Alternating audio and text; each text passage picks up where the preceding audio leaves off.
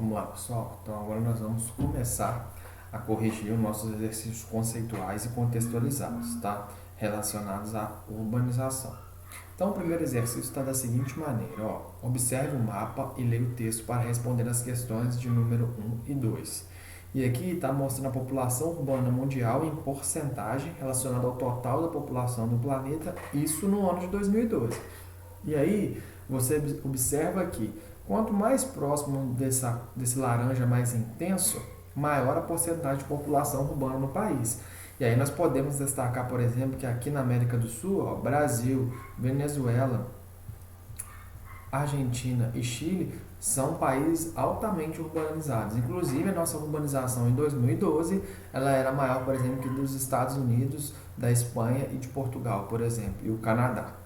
Ok? Vamos ler o texto para a gente dar sequência à correção. Segundo dados da ONU, em 2013, em 2011, 51% da população mundial, ou seja, 3,6 bilhões, passou a viver em áreas urbanas, em contraste com um pouco mais de um terço registrado em 1972. Essa mudança tem implicado grandes metamorfoses do espaço habitado, metamorfoses, ou seja, modificações, levando à formação de megacidades, aglomerados urbanos com mais de 10 milhões de habitantes em todos os continentes. Aí, gente, a número 1 pergunta o seguinte: esclareça o que é urbanização. Urbanização é um processo no qual a população urbana ultrapassa a quantidade da população rural. Então, para eu falar que um país sofre o processo de urbanização, eu tenho que provar que nesse país a população urbana ultrapassou a população rural. Um exemplo recente de país que se tornou urbano há pouco tempo, nós temos a China. A China se tornou urbana em 2011, quando foi feita a contagem da sua população e observou-se que 52% da população urbana, 52% da população total residiam nas cidades, enquanto 48% estavam na zona rural. Então a China, a segunda maior economia do mundo, que possui o segundo maior PIB, e uma indústria de ponta, é o país que mais exporta no planeta, ela é urbana, mas se comparada com a urbanização brasileira, que chega a 90% da população total, a China apresenta uma taxa de urbanização pequena se comparada ao Brasil, tá? Mas voltando à questão, nós vamos afirmar o seguinte, que urbanização é um processo no qual a população urbana, na sua quantidade, ultrapassa a população rural, ok? Número 2. Nomeie os fatores que impulsionaram a urbanização mundial. Gente, existem fatores repulsivos que expulsam as pessoas do campo e existem os fatores atrativos. Ou seja, a pessoa pode residir no campo, ela tem condições de morar lá, mas ela quer ir para o campo, para a cidade. Tá? Então, quais são os fatores que contribuíram para o processo de urbanização no planeta? Primeiro, o êxodo rural. Tá? Ou seja, saída das pessoas do campo em direção à cidade. E o êxodo rural está ligado principalmente à mecanização agrícola, ou seja, quando ocorre o processo de revolução industrial a partir da segunda metade do século XVIII e depois, consequentemente, as outras revoluções industriais, vai havendo uma substituição gradativa da máquina pelo homem. E as máquinas que hoje residem nas grandes fábricas, nas grandes indústrias, elas estão chegando cada vez mais na zona rural. Então existe esse processo de substituição da mão de obra humana pela máquina. E isso promove o êxodo rural. Uma outra coisa que promove o êxodo rural e que contribui para o processo de urbanização é a concentração fundiária. O pequeno produtor ele não consegue competir com o latifundiário. E como ele não consegue competir com o latifundiário, ele tem duas oportunidades. Uma é trabalhar para o latifúndiário, e isso é meio difícil no sentido de que o latifúndio é mecanizado, como nós vimos aqui, e a outra é simplesmente ele ir para a cidade e vender a sua terra para esse latifundiário. E isso acontece muito, tá? Então, uma das coisas que contribui efetivamente para o processo de urbanização mundial é o êxodo rural. Outra coisa, o processo de industrialização, a geração de empregos na cidade. Tá? Também, além da industrialização, o desenvolvimento do terceiro setor, principalmente do comércio. Então, isso tudo promove um processo de saída de pessoas do campo em direção a cidade e promove o processo de urbanização. Então, se a gente fosse elencar, o êxodo rural, a industrialização e o desenvolvimento do terceiro setor, que é o setor de serviços e do comércio. 3. Os processos de urbanização e de metropolização trazem importantes consequências à qualidade de vida das áreas onde ocorre. Descreva o que é uma metrópole. Aponte uma metrópole brasileira e uma internacional. Metrópole, gente, é uma cidade que possui uma grande área de influência devido aos serviços que ela oferece e que as demais cidades não oferecem. Uma metrópole brasileira, vamos colocar aqui São Paulo, que é uma metrópole nacional, ou seja, influencia todo o território brasileiro, e além disso é uma cidade global, ou seja, uma metrópole que tem influência no mundo. Outras metrópoles brasileiras, Rio de Janeiro e Brasília, que assim como São Paulo tem uma influência no território nacional, no entanto não influenciam o mundo. E existem metrópoles regionais de menor influência, como Belo Horizonte, Salvador, Fortaleza, ok? Agora, metrópoles nacionais. Vamos citar as mais conhecidas: Nova York, Londres, Paris, Madrid, na Espanha, Barcelona, Tóquio, no Japão, e assim vai. Tá? B. Relate 3 consequências dos processos mencionados na qualidade de vida da população. Ou seja, vamos mencionar aqui, então, processos positivos e negativos em relação ao que diz respeito à metropolização, ou seja, ao surgimento das metrópoles. Aspectos positivos. Quanto mais metrópoles se formam, ou seja, mais pessoas vão para a cidade, mais acesso essas pessoas vão ter aos serviços e aos equipamentos urbanos. Tá? Então fica muito mais fácil uma pessoa ter acesso a uma educação de qualidade e, por exemplo, a um serviço de saúde se ela reside em uma cidade. Isso aí não há o que discutir. Agora, aspectos negativos em relação ao processo de metropolização, ou seja, vamos fazer uma comparação em relação ao aspecto positivo. A pessoa vai ter acesso ao serviço público e ao equipamento urbano. Agora, qual que é o aspecto negativo disso? Vai haver uma saturação. Será que os equipamentos urbanos e os serviços públicos que ocorrem nas cidades, eles estão aptos a receber, a oferecer o que eles têm a disponibilizar para todo mundo que está na metrópole? Então, uma consequência negativa é isso, a saturação dos equipamentos públicos e dos serviços públicos. Além disso, quanto mais pessoas vão morar na cidade, mais problemas sociais vão surgir, como o desemprego e a violência, e mais problemas ambientais, como, por exemplo, a poluição atmosférica. Ok? 4. Em uma região ou país, as cidades estão distribuídas de acordo com várias localizações, junto ao litoral, à beira de rios, em entrocamentos rodoviários, em sopés de montanhas, entre outras. O conjunto pode nos dar a impressão de uma distribuição aleatória. Um olhar mais atento, contudo, revela a existência de padrões de localização. A localização de cada cidade, implicações que envolvem o sítio e a posição geográfica.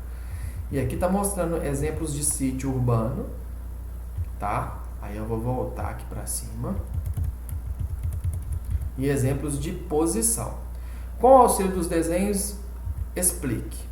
Letra A. O que é sítio urbano? Sítio urbano está relacionado no local onde a cidade surge. É o local onde a cidade vai sendo construída. Então, por exemplo, quando eu falo assim, o sítio urbano de Lima Duarte. O sítio urbano de Lima Duarte vai desde lá do início do Batatal até o fim do Poço da Pedra. Mas esse sítio urbano ele pode se expandir mais se nós tivermos condições de aumentar a área física da cidade. Tá? Então, o sítio urbano é isso. É a área onde a cidade está localizada e até onde ela pode expandir.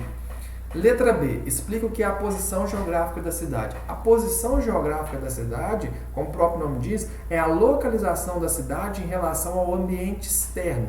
Então, por exemplo, existem cidades que têm uma posição favorecida e desfavorecida. Por exemplo, uma cidade que tem a posição geográfica dela próxima ao limite de placas tectônicas. É uma cidade que fatalmente vai sofrer com, por exemplo, fenômenos oriundos à movimentação das placas tectônicas, como vulcanismos e terremotos.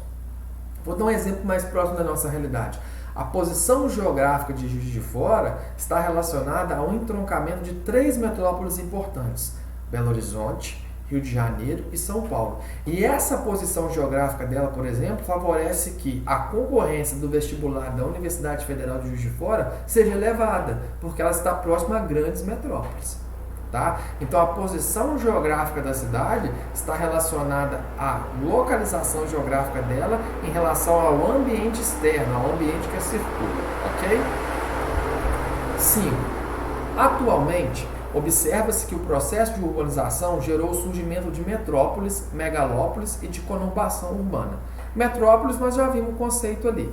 Megalópole, nós vimos na outra aula que nós tivemos, na outra videoaula, que é o que? A conurbação, ou seja, a junção física de duas ou mais metrópoles. E conurbação, como eu acabei de falar, é a junção física de duas ou mais cidades. Tá? Por exemplo, uma área metropolitana, que é uma área onde você tem uma metrópole como referência, vamos supor no caso Belo Horizonte, e em volta você teve o crescimento urbano que uniu várias cidades em torno da metrópole Belo Horizonte.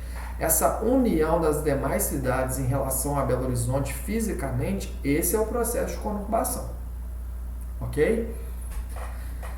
Aí vamos lá. Aponte 5 principais problemas urbanos causados por esse fenômeno, ou seja, pela metropolização, pela megalopolização e pela conurbação urbana. Primeiro, colapso da infraestrutura. Normalmente, em áreas metropolitanas, onde ocorreu o processo de conurbação, os serviços públicos e a infraestrutura pública, ela não dá conta da grande população que quer utilizá-la. Tá? Então, por exemplo, um hospital numa área metropolitana, ele tem uma chance muito maior de colapsar o serviço de saúde que, por exemplo, Lima Duarte.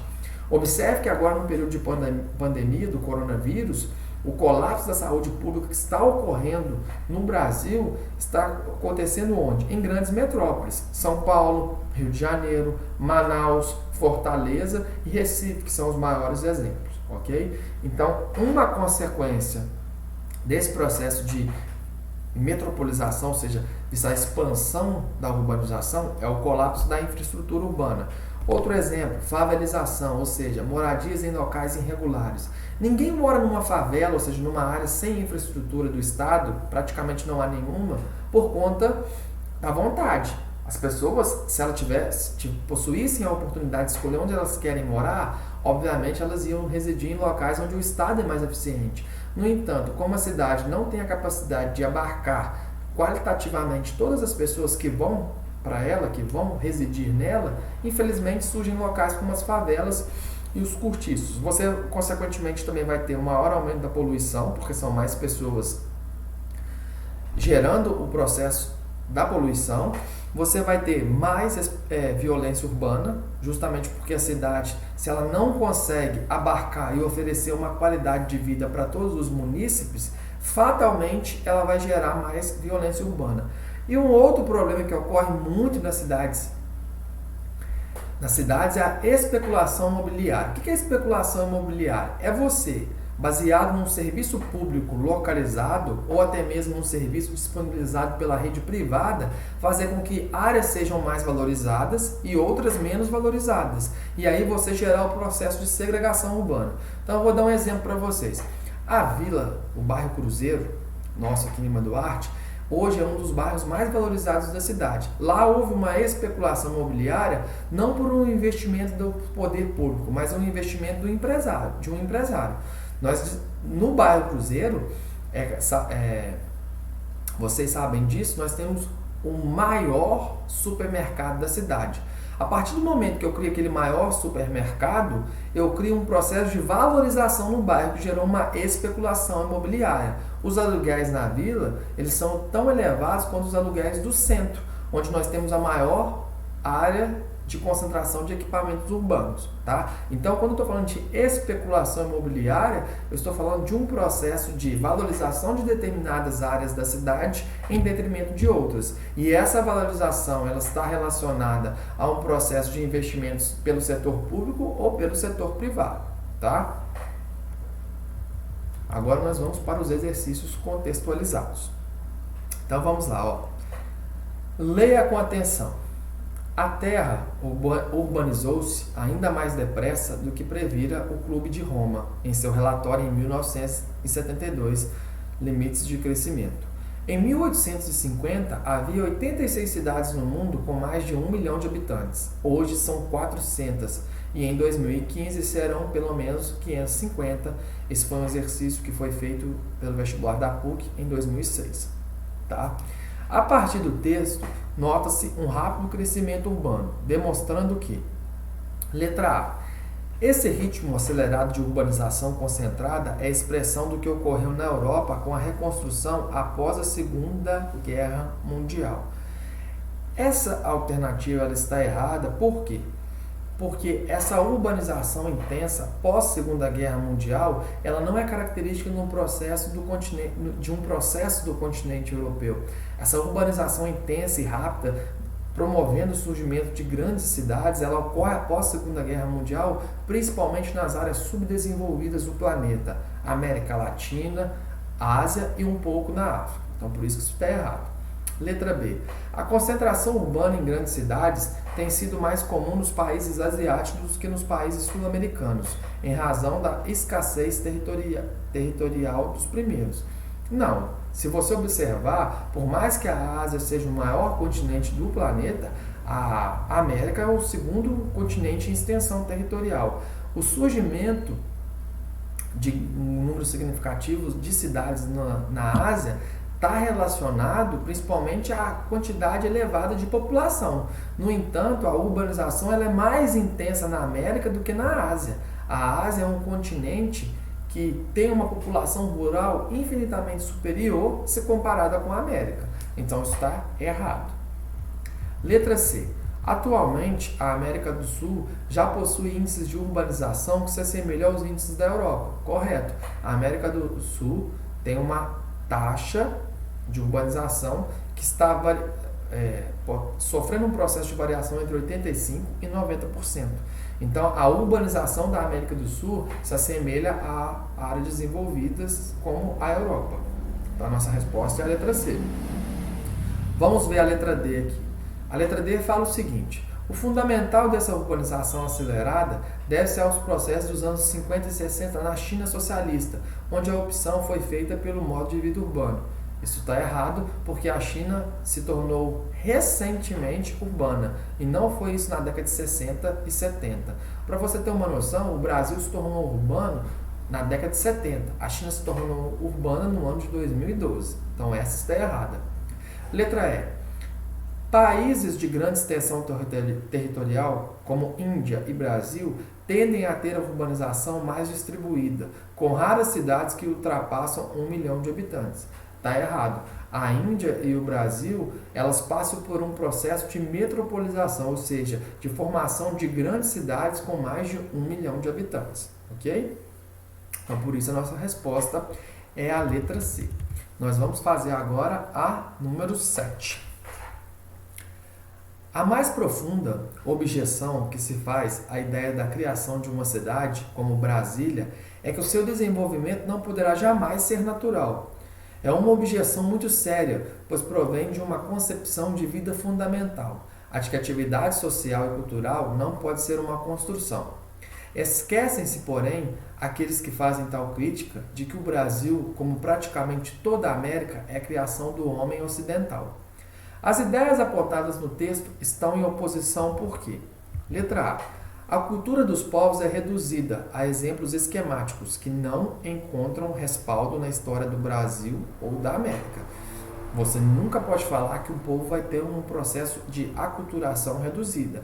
Todas as culturas são profundas e vão influenciar no processo de ocupação do espaço. Então a letra A está errada. Letra B. As cidades, na primeira afirmação, têm um papel mais fraco na vida social, enquanto a América é mostrada como um exemplo a ser evitado. Nada disso foi citado no texto. Tá? Essa questão, mais do que saber geografia, é uma questão de interpretação de texto. Tá? Letra C. A objeção inicial de que as cidades não podem ser inventadas é negada logo em seguida, por exemplo, o tópico da colonização da América. Gente, isso não tem nada a ver com o que está exposto no texto.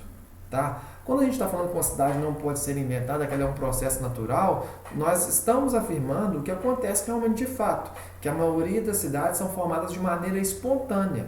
tá? Surgem pela fixação do ser humano em algum momento histórico. No entanto, existem as cidades que são inventadas, as cidades que são projetadas, como Brasília, Belo Horizonte, Palmas, por exemplo. Letra D. A concepção fundamental da primeira afirmação defende a construção de cidades, e a segunda mostra historicamente que essa estratégia acarretou sérios problemas. Quando dá um exemplo ali de construção de cidade, na primeira afirmação do texto, ele não defende essa construção. Pelo contrário, ele afirma que a cidade, de uma maneira natural, ela surge de uma forma espontânea. Tá? Isso não foi falado então no texto. Então a nossa resposta fatalmente vai ser a letra E. A letra E afirma que a primeira entende que as cidades devem ser organismos vivos que nascem de forma espontânea, é isso que eu falei. E a segunda mostra que há exemplos históricos que demonstram o contrário. Então é isso, gente. O autor, ele defende que, na concepção dele, as cidades elas devem surgir de maneira espontânea, devido a algum fator histórico que promove a concentração e o sedentarismo das pessoas em determinado local. No entanto, ao longo do texto, o autor afirma que existem cidades que foram planejadas, ou seja, que surgiram antes da sua ocupação e que são exemplos, como eu já citei para vocês, no caso ali, Brasília. Então, por isso é a letra E. Agora, a número 8. A número 8 fala o seguinte: a urbanização, o aumento da parcela urbana na população total é inevitável e pode ser positiva. A atual consideração da pobreza, o crescimento das favelas e a ruptura social nas cidades compõem de fato um quadro ameaçador. Contudo, nenhum país na era industrial conseguiu atingir um crescimento econômico significativo sem a urbanização. As cidades concentram a pobreza, mas também representam a melhor oportunidade de se escapar dela. Veja bem, a cidade concentra a pobreza. No entanto, sair da pobreza muitas vezes está relacionado com o fato de estar na cidade. Tomando isso em consideração, demonstra-se que, letra A, no mundo contemporâneo, os governos devem substituir políticas públicas voltadas ao meio rural por políticas destinadas ao meio urbano. Essa é uma alternativa totalmente errada. Por mais que as pessoas no século XXI residam mais nas áreas urbanas, e essas áreas urbanas, ou seja, as cidades requerem da gente uma determinada atenção e principalmente requer do poder público políticas voltadas a uma qualidade de vida maior para as pessoas que residem nas cidades, de forma alguma nós podemos substituir políticas públicas voltadas para o meio rural. No meio rural ainda existe uma grande quantidade de pessoas residindo e a cidade ela é linkada à zona rural, ou seja, não existe cidade sem zona rural, nós temos uma dependência da zona rural. Se nós esquecermos da zona rural, nós esquecemos fatalmente das cidades. Tá? Então a letra A está errada. Letra B. A urbanização só terá efeitos positivos nas economias mais pobres se for controlada pelos governos, por meio de políticas de restrição ao êxodo rural. Primeiro que constitucionalmente existe o direito de ir e vir ao cidadão. Então o governo ele não pode de forma alguma restringir que a vontade da pessoa de sair da zona rural e ir para a zona urbana. Tá? E aí a urbanização, no segundo momento, a gente pode perceber que a cidade pode sim desenvolver e ser um ambiente mais justo e humanitário, sem necessariamente ter que fazer com que as pessoas da zona rural não queiram ir para as cidades. Então, por isso que eu não posso marcar a letra B. Letra C. A concentração populacional em grandes cidades é uma das principais causas da disseminação da pobreza nas sociedades contemporâneas. Eu não posso afirmar isso porque, como nós já vimos no texto, existe sim a pobreza nas cidades. E, por exemplo, um exemplo de pobreza que você pode visualizar na paisagem é o surgimento de locais de moradias irregulares, de falta de infraestrutura, como as favelas e os cortiços.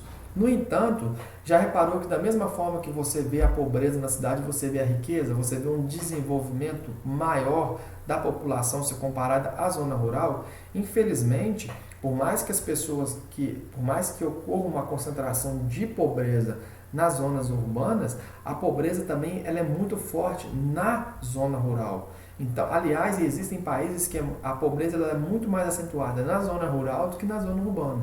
Então, eu não posso fazer essa relação entre grandes cidades e a principal causa de disseminação da pobreza. Ok? Existem cidades que são exemplos, por exemplo, Paris. Paris é um exemplo de cidade que praticamente não há pobreza nela. Tá? Então essa não pode ser. Letra D. Nos países mais pobres, o processo de urbanização é responsável pelo aprofundamento do ciclo vicioso da exclusão econômica e social. Não posso afirmar isso também, porque a zona rural dos países subdesenvolvidos ela é estritamente pobre. Tá? Então não posso falar que essa é uma opção correta. Então por isso que a nossa resposta vai ser a letra E, porque a letra E ela afirma: os benefícios da urbanização não são automáticos, pois há necessidade da contribuição de políticas públicas para que ele se realize. Ou seja, se você tem uma condição social ruim, estando na zona rural, e você migra para a cidade, isso não quer dizer que o fato de você ser um morador de uma cidade, os seus problemas irão acabar. A urbanização, ela tem uma característica de fazer com que as pessoas tenham uma qualidade de vida melhor. Ou seja, como nós já vimos, as pessoas vão ter mais acesso aos equipamentos e aos serviços públicos. No entanto, para que a cidade seja considerada um local bom para viver, isso não ocorre do dia para a noite. É um processo onde a gestão pública vai promovendo ao longo do tempo benefícios para a população da cidade. O fato de morar na cidade hoje não quer dizer que amanhã você já vai ter uma melhor condição de vida se comparada à vida que você tinha na zona rural. Tá? Então a letra E está correta. Vamos agora para número 9. Tá? A número 9, gente, tem um gráfico aí que vai mostrando a população urbana no mundo. Tá? E aí você observa que a corzinha mais clara aqui está demonstrando os países subdesenvolvidos e a cor mais escura os países desenvolvidos. E o que a gente pode observar aqui é que a população urbana dos países subdesenvolvidos vai ser muito maior até 2030 do que a população dos países desenvolvidos. Ou seja, os países ditos periféricos, considerados pobres, terão uma população urbana muito maior. E aí, baseado nisso, o que a gente pode marcar? A letra A fala o seguinte: a urbanização continua restrita aos países desenvolvidos. Não, observe que ela é mais intensa nos países subdesenvolvidos. Letra B. Atualmente, a urbanização é um fenômeno associado mais intensamente aos países de menor desenvolvimento. E é isso que a gente está vendo no gráfico. Então, essa é a resposta correta. Você sempre vai pensar que nos dias atuais, a urbanização ela é mais intensa nas áreas periféricas do que nas áreas centrais.